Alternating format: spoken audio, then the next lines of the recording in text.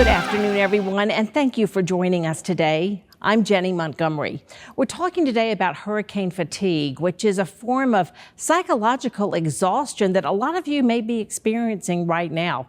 It's feeling emotionally worn out and mentally drained after enduring weather-related disasters, which we've all been through here. Take a look at this video now from Columbia County. This was back in November.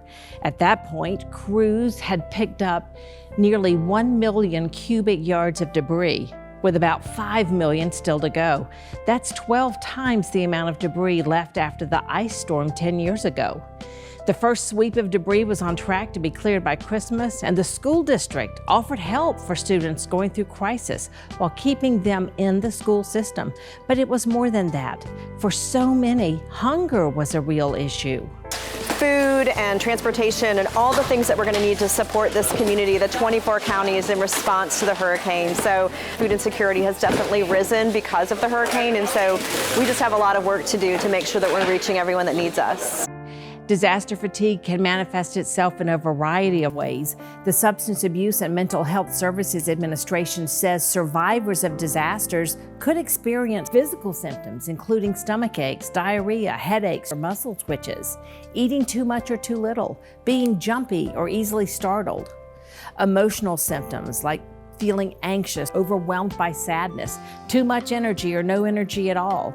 You may feel disconnected and not care about anything, and unable to feel joy or sadness. And behavioral symptoms that can include having trouble relaxing, little energy, feeling sad or crying frequently, or having angry outbursts. Wanting to be alone is another symptom to watch out for. We're going to talk about those with our special guest, Dr. Andy Menger, right after the break. Welcome back, everyone. It is essential to recognize that hurricane fatigue is not just about physical preparedness, but also our well-being through all of this, because so many of us are so stressed right now, and we're experiencing a lot of emotions that we might not have expected to come from all of this. So we're going to talk about some strategies that can help mitigate its effects with the Reverend Dr. Andy Menger. He is such a trusted friend of mine, and he is such a great person to know in our community. Andy, thank you so much for being here. Thank you, Jenny. What a welcome. Thank you. I love it when you're here, and I know that you are such a good person to talk about, about the way we respond to different crises and unexpected things in our lives. We've both experienced, we just got our new roof last week, so I'm really excited. We're getting ours. But you had way more damage. Yes. Can I jump in and please. tell that story briefly? The night of the storm, I sensed the wind change. I heard it change. It was almost like a demon howling. It was horrible. And I prayed, and I don't know why I prayed in antiquated language, but I did. I said, "Dear Lord, protect us from the power of the tempest." And within 5 seconds, my whole house was like a box being shaken by a giant. Oh, wow. And 13.5 tons of white oak came in my house. I ran to where my wife and dogs were, and I could not find her. Oh, how horrifying. And I heard this little voice like, "Andy." She was buried under piles of insulation and roofing tiles and beams. That oak trunk stopped 2 inches above her head. Had it gone on down, it would have crushed her skull. Oh my Now, gosh. I had a little personal crisis of faith. At first I said, "Lord, that's not what I prayed." And then I thought, yes, it is. She's alive. The house you can fix. So immediately I began to say, God did indeed answer my prayer. But this storm, that's something you and I mentioned before the show started. This whole nation's been in turmoil now for years and months, one thing after another. And many people I meet have a sense of unease, like they're not in control. And being out of control is a very painful feeling, very disturbing feeling. And then this thing hits our area, and we've had nothing like it ever. Right.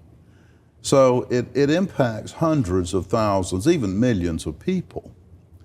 In my neighborhood, Kingston subdivision, the neighborhood was devastated. Devastated, yeah. My absolutely. neighbors were pounding on my door at dawn to see if we were still alive.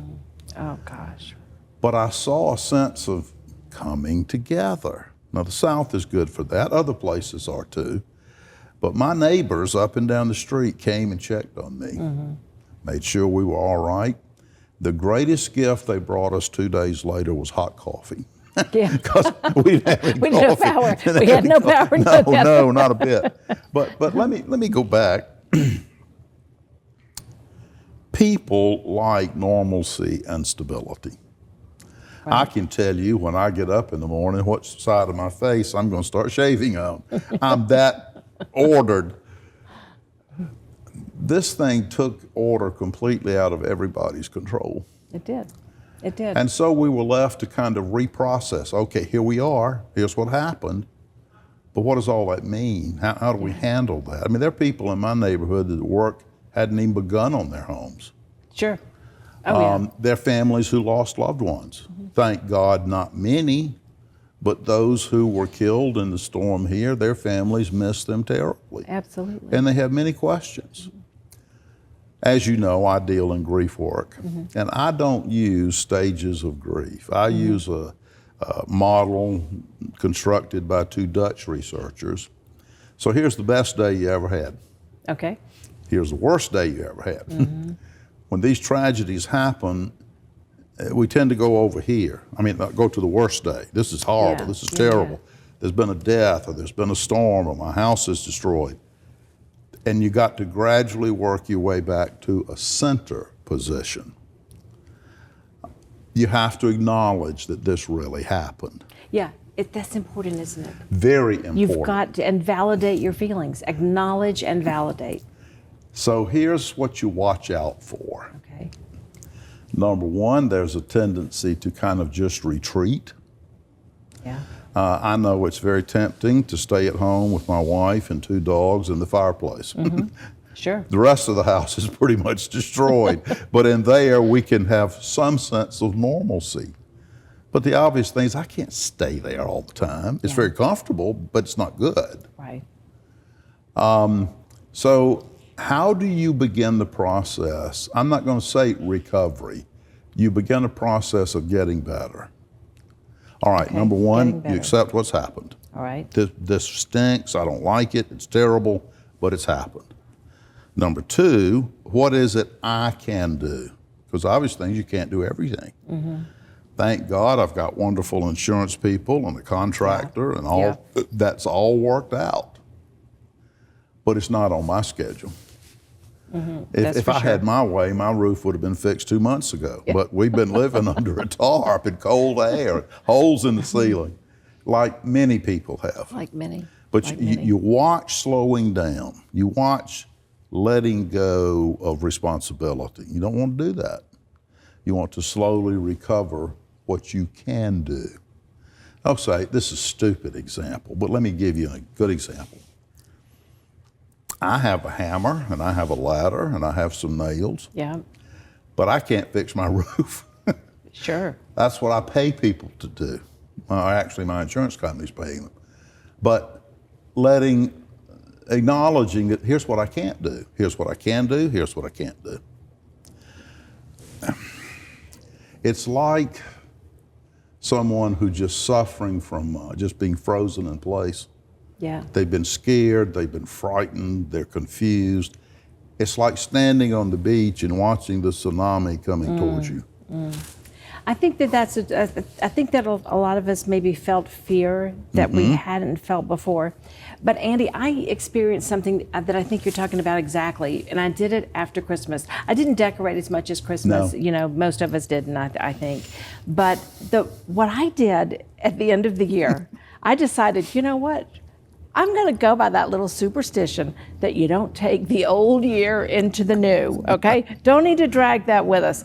And I just sort of and I kind of started the day, maybe the 30th of December. I'm like, you know what? I'm going to have my Christmas packed up by midnight on the 31st. And then I'm going to open the doors and let the old blow out and the new blow in. That's great. And I could not believe how methodical I was about undecorating. I could leave my tree up till Valentine's Day. I mean, I love Christmas. Just change but I the decorations.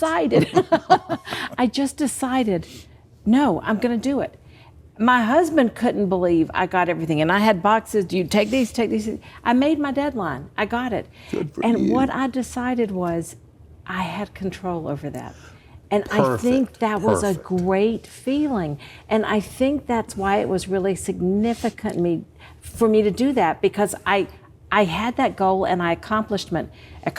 Mm-hmm. And that was one of the best feelings I'd had in a while. Well, in the course of human history, and I've taught history for 40 years, my wife says I've lived most of it, but going back to ancient Egypt. Moses. People have always liked order. If you give a mass of people, a nation, a city, a choice between complete disorder and chaos or order, they'll take order every time, because it's order that brings stability. It was a shocking experience for me a day or so after the storm to drive down my road there on Jackson Road, and the grocery stores weren't open. Yeah. Pharmacies weren't open.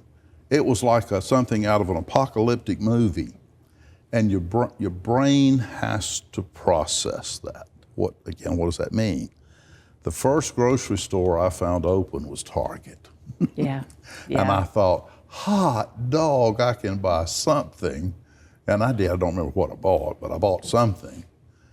But that readjusting to what has happened, that's an extremely important process.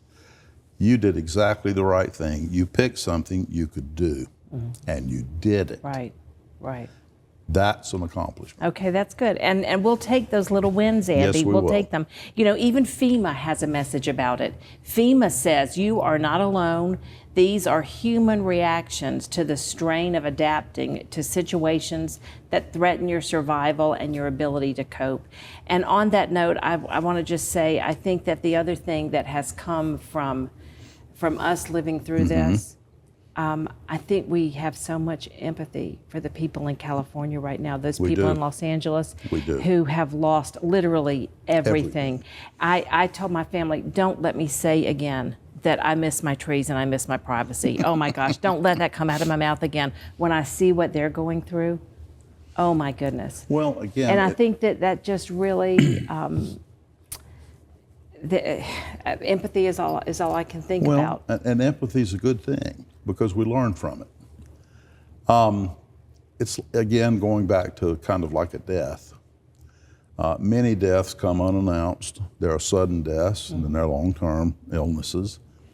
But each one brings its own baggage. Our area has been destroyed in many places. It's not going to be a quick fix. We're in this for the long haul. Right. We're looking at months and months and months and months and months and months. Many neighborhoods will never look the same in our lifetime. Not in our lifetime. Not in our lifetime. So again, finding a place to stand. Now, you want to watch out for sleeping too much, eating too much, drinking too much, over-medicating yourself. Find something, get out of the house at least once a day and take a walk.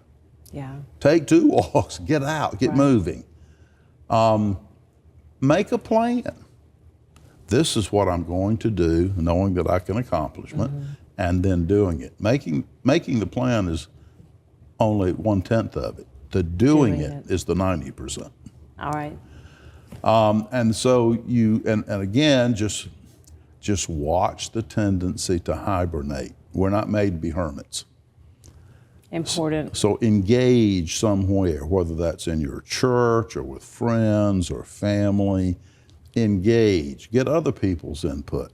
That empathy that's in you, Right. it connects with other people. And sharing our stories like Exactly. we do. Yeah, absolutely. Exactly. We could talk about this all afternoon, but you have shared some really important insights for us. Thank you so much for that. Thank you, Jenny. And thank you for just being the compassionate person that you are, and for helping so many of us in our community. And where can people catch you at church these days? Well, I've retired from Good Shepherd as the assistant rector, but I still have an email there at Good Shepherd. Yeah. You can just go to the church website, I believe. Your page is still up, by the way. And you can send me a text. I will tell you, I only check that computer about once a week. Good for you. But yeah, divorced myself. But I would be glad to talk to anyone, share with anyone. Free. I'm not going to charge anybody anything. I'm the best deal in town. You are. You're a dear. I try. Thank you so much, Thank Andy. you. A big fundraiser is coming up for Augusta's new Jewish Museum. Start your February over the rainbow with a concert celebrating Jewish singers and songwriters. Russell Joel Brown joins me after the break.